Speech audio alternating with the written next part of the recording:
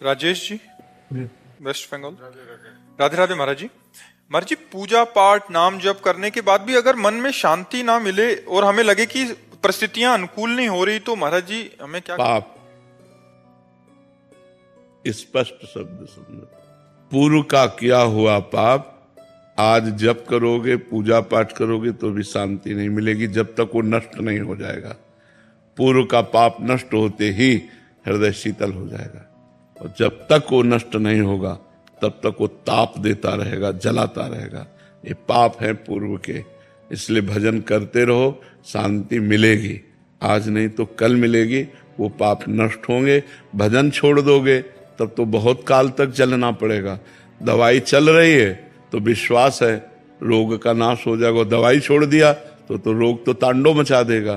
तो भव रोग की दवा, पाप को नष्ट करने का उपाय भगवान का नाम जप है। नाम जप चल रहा है, हृदय जल रहा है, अशांति है, पर परिणाम में शांति मिलेगी, मंगल होगा। अगर नाम जप ही छूट गया तो फिर दवा छूट जाने पर रोग तो प्रबल हो ही जाएगा। तो इसलिए ये पाप का फल है, वो हमारे हृदय को जलाएंगे, उसी जलन से पाप नष्ट होंगे। इसलिए खूब नाम जप करते रहना चाहिए, और अवश्य भोगना पड़ता है, चाहे संत हो चाहे गृहस्थ हो। अगर पाप बन गया है तो बेइज्जती, अपमान, तिरस्कार, रोग, ये सब मिलता है।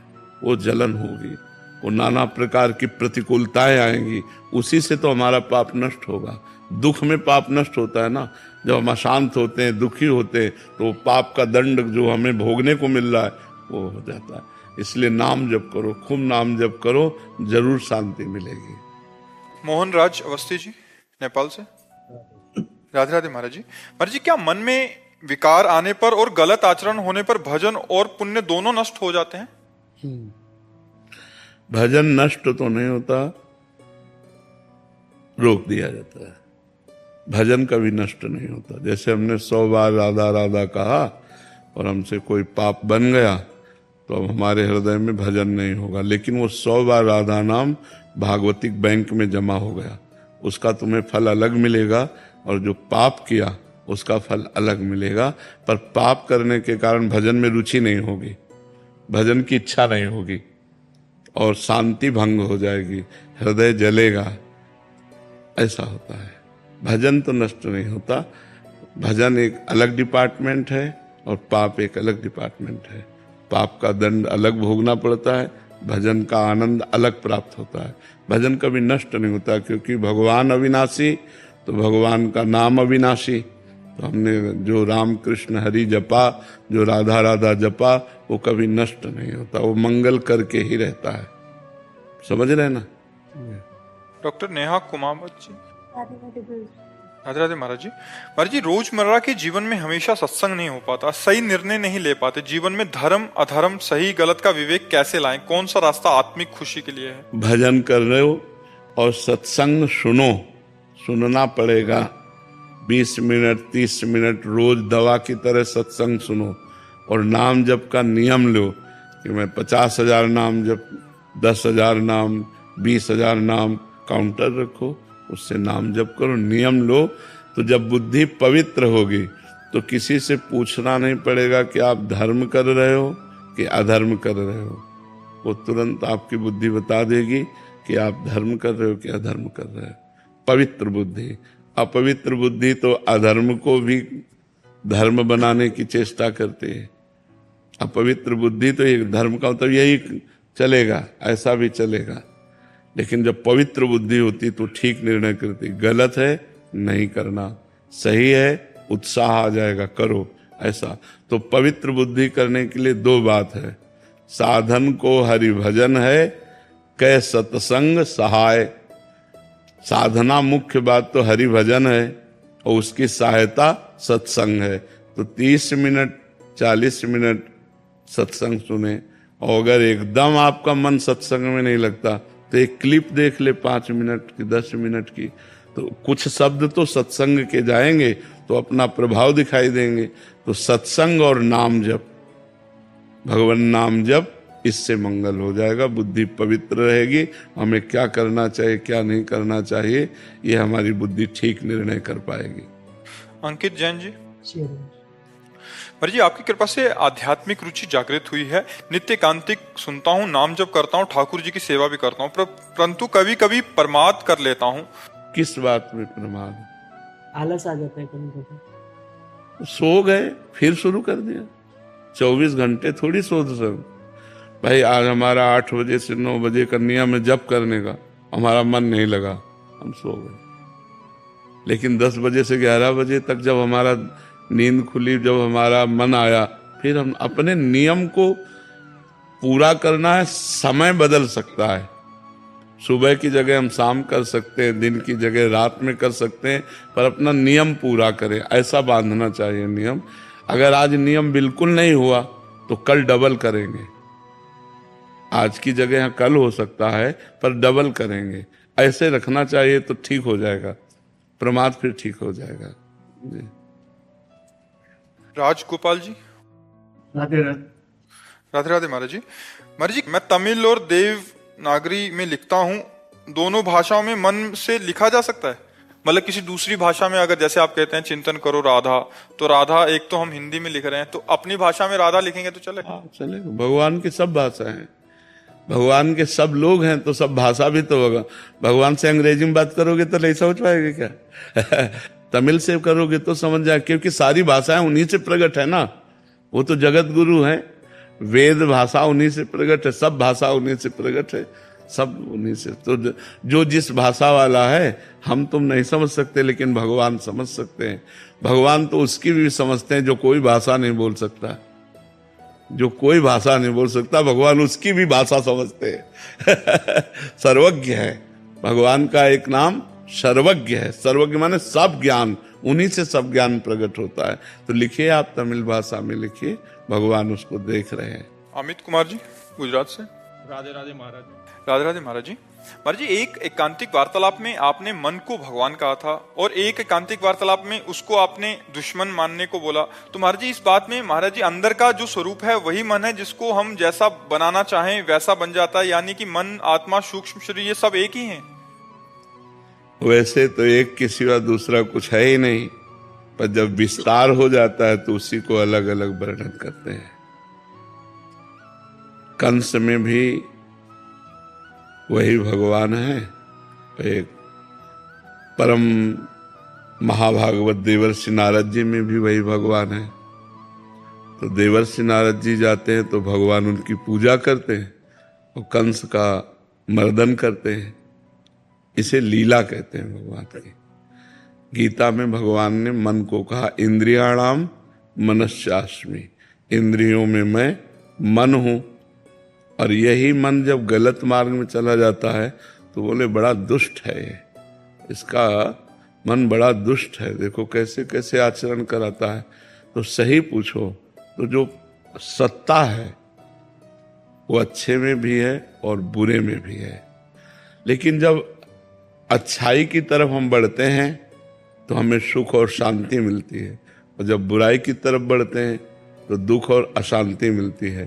तत्व वही है, उसी से स्वर्ग बना है, उसी से नरक बना है, उसी से पापी बना है, उसी से महात्मा बना है, उसी से अच्छा बुरा सब कुछ वही बना हुआ है। जब ये ज्ञान हो जाता है तो जीवन मुक्त हो जाता है मनुष्य। पर ये ज्ञान करने के लिए ही ये चर्चा की जाती है कि वही मन भगवान है और वही मन पापी है। जब पाप के आचरण में चला गया तो पापी हो गया, और भगवान के मार्ग में चला गया तो भगवान हो गया। ऐसा है, समझ पा रहे हैं आप? रेखा जी, जोधपुर से। श्री हरिवंश महाराज जी। महाराज जी, भजन और चिंतन में क्या अंतर है? वैसे भजन का तात्पर्य सेवा होता है, भजन का तात्पर्य माला चलाना नहीं होता, उसे जप कहते हैं। जो माला चलाना है या काउंटर से, उसे जप कहते हैं। जो बैठ करके ऐसे को उसे चिंतन कहते हैं, जैसे नाम का चिंतन, राधा राधा राधा, रूप का चिंतन, धाम का चिंतन, लीला का चिंतन, भगवान के गुणों का चिंतन। वो चिंतन अंदर की वस्तु है, और जो भजन है वो सेवा है। वो दो प्रकार की होती, प्रगट सेवा और मानसिक सेवा। प्रगट सेवा में ठाकुर जी विराजमान करके उनकी सेवा परिचर्या, और मानसिक सेवा में मन में ठाकुर जी विराजमान करके मानसिक वस्तुओं से सेवा। तो भज धातु सेवायाम, भजन का मतलब सेवा होता है। माला चलाने का जप कहते हैं, जो ऐसे है उसे सुमिरन और चिंतन कहते हैं। तो इसीलिए हनुमान जी महाराज दो बातें कही, कह हनुमंत विपत्ति प्रभु सोई, जब तो सुमिरन भजन न होए। सुमिरन और भजन दो कहा ना, तो सुमिरन अलग हुआ और भजन अलग हुआ। भज धातु सेवायाम, भजन का मतलब सेवा, सेवा और सुमिरन ही जीवन की सार्थकता है। ठाकुर सेवा करें, समाज सेवा करें, परिवार सेवा करें, देश सेवा करें, जो हमसे बन जाए भगवत सेवा करें और भगवान का चिंतन करें, सुमिरन करें। नाम गुण रूप लीला धाम। रूपम जी दिल्ली से। राधे राधे महाराज जी। महाराज जी, ये सत्य है कि गुरु साक्षात परब्रह्म स्वरूप है, फिर भी हम गुरु की पूर्ण रूप से वैसी कदर नहीं करते और समर्पित नहीं होते। ऐसा क्या करें कि गुरु के वचनों ही हमारा जीवन हो जाए? और जब हमारा हृदय निर्मल हो जाएगा तब गुरु को परब्रह्म मान सकते हैं। नहीं तो हमारी दृष्टि मानुषिक बुद्धि में रहती है। मनुष्य है, साधक है, संत है, ब्रह्म है, ऐसा अगर अनुभव हो जाए तो फिर मोक्ष ना हो जाए।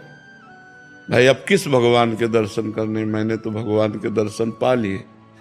गुरुर् ब्रह्मा गुरुर् विष्णु गुरुर्देव महेश्वरा गुरु साक्षात, तो मैंने परब्रह्म के दर्शन पा लिए। अब किसके लिए साधना? अब तो नाम जप करके आनंदित है, मेरे परब्रह्म मुझे मिल गए। लेकिन ऐसा भाव नहीं रहता।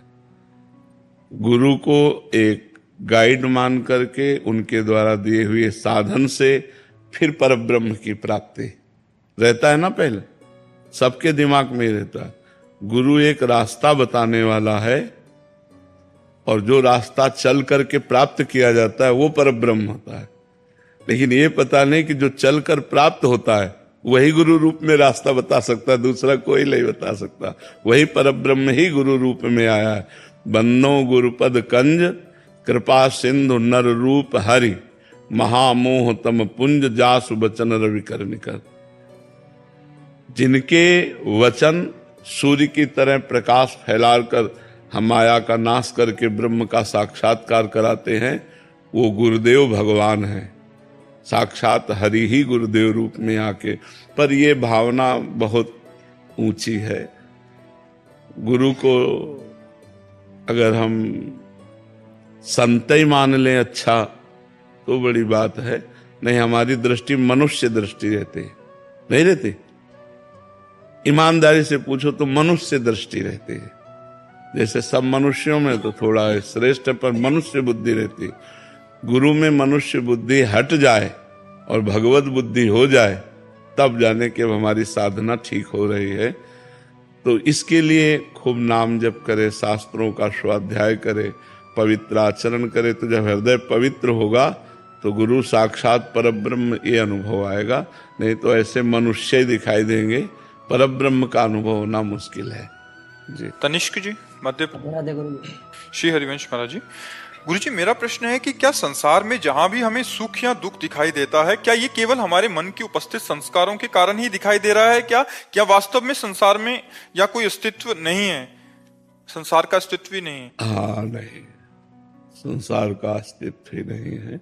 जैसे स्वप्न का कोई अस्तित्व होता है क्या? पर ये कब पता चला? जगने पर। सोने वाले पुरुष को थोड़ी समझ में आएगा कि मैं स्वप्न देख रहा हूं। उसको तो यथावत सत्य लगेगा। जो जगा हुआ पुरुष है उसे लगेगा स्वप्न झूठा है। तो देखो भगवान शंकर कह रहे हैं, उमा कहूं मैं अनुभव अपना, सत हरि भजन जगत सब सपना कहा के लेगा। तो अभी हम स्वप्न देख रहे हैं। जब जगे हुए पुरुष होंगे तो सर्वम खलमिदम ब्रह्म, सब जगह परमात्मा का दर्शन होगा। अभी हमें स्त्री पुरुष जड़ चैतन्य पापी पुण्यात्मा का दर्शन होता है, तो अभी हम स्वप्न देख रहे हैं। हमें ज्ञान में जगना होगा। अभी हम सो रहे हैं, अपने को स्त्री पुरुष मान रहे हैं, जबकि हम परमात्मा स्वरूप हैं।